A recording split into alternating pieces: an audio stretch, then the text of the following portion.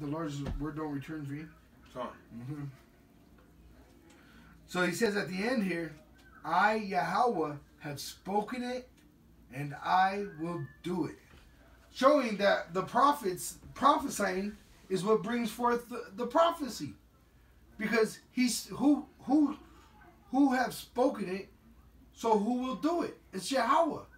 Through his son, Yahweh Shai, and through the Spirit, which the Spirit dwells inside the prophets. Go ahead, John, this is Isaiah 55 and 11. So shall my word be that goeth forth out of my mouth. It shall not return unto me void, but it shall accomplish that which I please, and it shall prosper in the thing whereto I sent it. Right.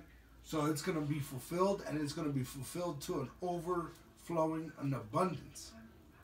I mean, it ain't just barely going to make it. You're not just gonna, like, you think, like Esau honestly thinks the Indiana Jones. Yeah, barely slide under and put his hat, grab his hat real quick. Yeah, nah, you ain't gonna make it. That's why they were trying to go back in time, and time travel ain't true. In the Apocrypha, it tells you there's nothing there. Once the time passed, it's past. It's past. Verse 37. Thus saith Yahweh's power, I will yet for this be inquired of by the house of Israel to do it for them. So why is he going to make all these prophecies take place? For Israel's sake. Why?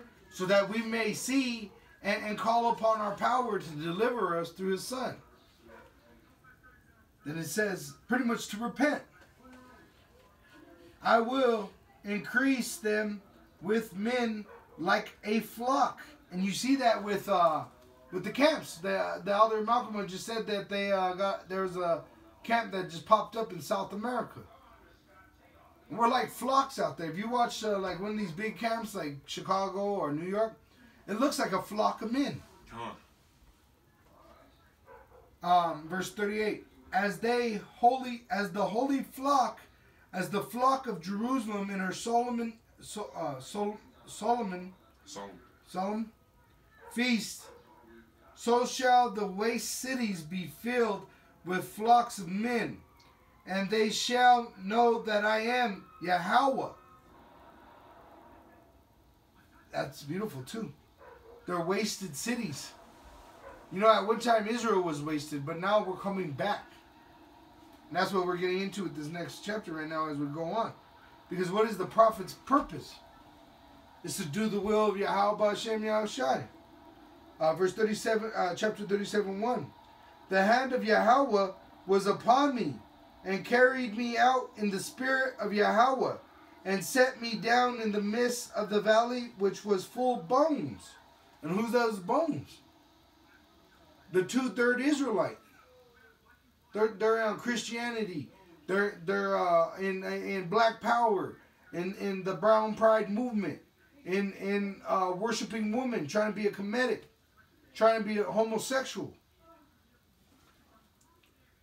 Verse 2, and caused me to pass by them round about, and behold, there was very many in the open valley, and lo, and what valley is that?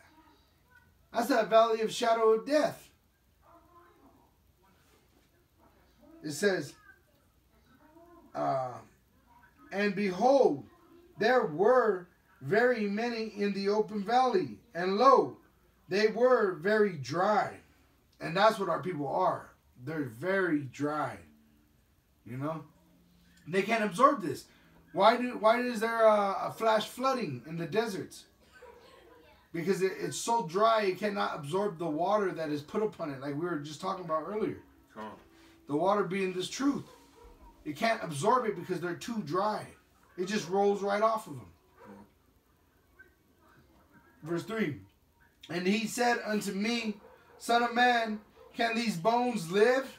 And I answered, O master power, thou knowest. Again, he said unto me, so look how humble he is. It ain't like he's even trying to be like, let me think about it. No, he's saying only you could know. And then he said, again, he said unto me, prophesy upon these bones. See, he was commanded to do what? Prophesy upon these bones. We're commanded to prophesy to our people. That's where the water comes from. That's how you wet the dry bone. And say unto them, O ye dry bones, hear the word of Yahweh. Showing we ain't supposed to be speaking our own words. The only time we really speak our own words is when we try to break this down so that that they could understand and receive it. You know, because not everybody could take steak. We got to break it down into milk. It says, verse 5, Thus saith the master power unto these bones, Behold, and see it says, Thus saith. And he's saying about Yahweh's, this is Yahweh's word. This ain't our word. This is Yahweh's word that goes forth. So when you have a problem with the elders, you have a problem with the camps, you got a problem with the doctrine, you got a problem with the Most High. And then it says here, verse 5, Thus saith Yahweh's power unto these bones, Behold, I will cause breath to enter into you, and ye shall live. Meaning you're dead without this truth. Even if you're alive with your heart pumping today, you're dead as you walk without this truth. Verse 6, and also honestly, you're dead if you ain't doing the work if you got this truth. Verse 6, And I will lay sinews upon you, and will bring up flesh upon you, and cover you with skin, and put breath in you, and ye shall live, and ye shall know that I am Yahweh. Just like in that movie Mummy. Every time he took that breath in, he would devour that man. He would absorb that man, like breathe him in, and he would actually absorb a piece of his flesh. You remember that? Did you got anything up? Just one quick step.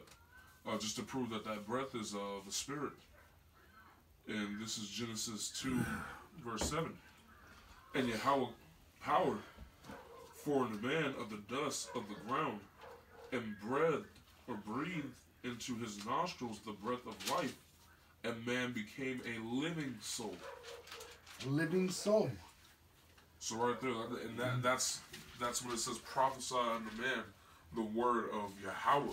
Mm-hmm. It's his breath that we're pushing unto these dry bones. This is not us speaking our words. We're just vessels, right? That push forth the will and the word of the Most High. We're just here to do our work as faithful servants. Right? Yahweh Ratazah, we can stay those faithful servants. Here's the, you got any more? Or do you, all right, bro, I'm going to close out with these couple of last verses. It says,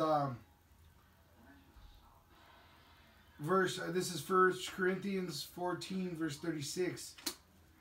What? Came the word of power out from you? Or came it unto you only?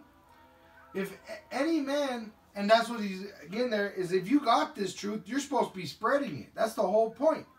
Why did Ezekiel get the understanding of the dry bones? Because the Most High has told him, go prophesy to the dry bones.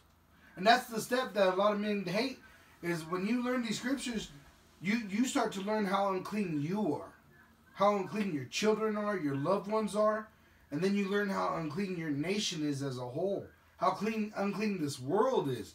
And that's really what makes you start to hate this place. That's why the roll becomes bitter, because that bitter part of this place of America, which is bitter. And the end of this place is going to be bitter. Verse 37, if any man think himself to be a prophet or spiritual, let him acknowledge that the things that I write unto you are the commandments of the Master. But if any man be ignorant, let him be ignorant. Meaning, if he's going to be dumb about it, let him be dumb. And like you said, that word goes back to ignore. To ignore, if you want to ignore it, fine. Let him ignore it. You're not supposed to be pleading for these men. Honestly, you're begging for the elect. Because what we're telling you is surely to come. If you want to ignore it, it doesn't stop it from coming. It's like the train. If somebody's on the tracks, you keep screaming at them to get off the tracks. If they don't get off the tracks, what more can you do? You don't endanger yourself to save them. I'm trying to pull up that script. I pray for you and not the world. Oh, Matthew. Or no, not Matthew, John. I think it's right before that, 3:16. John 17. Oh, it's 17:15. Yeah, I know it's John 17. Because if we're the word of Yahweh, which just like as Yahweh Shai was the word. I got it. What is the word? Go ahead, huh? It's John 17 and 15. I pray not that thou shouldest take them out of the world, but thou shouldest keep them from the evil. They are not of the world, even as I am not of the world. Sanctify them through thy truth. The word is truth. The word is truth. That's why it's so beautiful, and that's what Esau and these heathens and 2/3 hate, is that this truth is being exposed so clean and so clear. You could say crystal clear. It makes complete sense what's going on right here. There is no confusion like a Christian church. You can't ask no questions. The questions are being answered. There is really no question anymore. All we're waiting for is that chip, the nukes, and Yahweh Shai. They're coming with peace. And he's coming with peace for the children of Israel, starting with the elect and 1/3. And it says, but if any man be, this is 1 Corinthians chapter 14, verse 37. If any man think himself to be a prophet or spiritual, let him acknowledge that the things that I write unto you are the commandments of the master. But if any man be ignorant, let him be ignorant. Wherefore, brethren, covet to prophesy, and forbid not to speak with tongues, meaning different languages, learning Hebrew, Greek, Latin, Spanish, learning those different languages to be able to communicate this prophecy. But it's all for prophecy's sake. Right. Don't just go out learning French just to get woman. No. You learn if there's a community of Jig spirits that you feel that you can reach by learning French, then go by all means learn it. But do it for prophecy's sake. Covet, meaning you should want it. There's nothing more that you should want. More than prophecy. Honestly, like that, the scriptures break down. This is our first wife right here. Prophecy is our first wife through the Spirit. You should want to lay down with the scripture and get comfortable with it every day as many times as possible. This woman is better than your flesh wife. And the actual intimacy that you deal with these scriptures, they give you more satisfaction than even your carnal wife.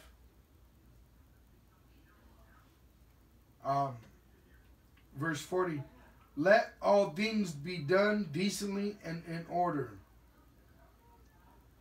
I'm going to keep going a little bit. And it says in chapter 15, verse 1, moreover, brethren, I declare unto you the gospel, which I preached unto you, which also ye have received, and wherein ye stand, by which also ye are saved, if ye keep in memory what I preached unto you, unless ye have believed in vain. Believe for nothing. For nothing. And those are men that hear this, they say they believe it, but where's your fruit? You know? Where is your faith? Show me your faith. Show Yahweh Shai your faith. He knows it. He declares it. If you're a prophet, prophesy. But prophesy in the Spirit. Which he says, all things, even Paul. That's why you know the Christian church is way off. What did Paul say? He prophesies the commandments to you, because the commandments are prophecy of Yahweh Shai. But with that, we're going to close out. We're going to give all praise and glory to Yahweh, Ba'asham, Yahweh Shai, Ba'asham, Rakah, Kadash. Double honors to our elders, our elder apostles, who rule Great Millstone well, and shalom to all you Akim of the elect pushing this truth. May you brothers endure to the end. Shalom. Shalom.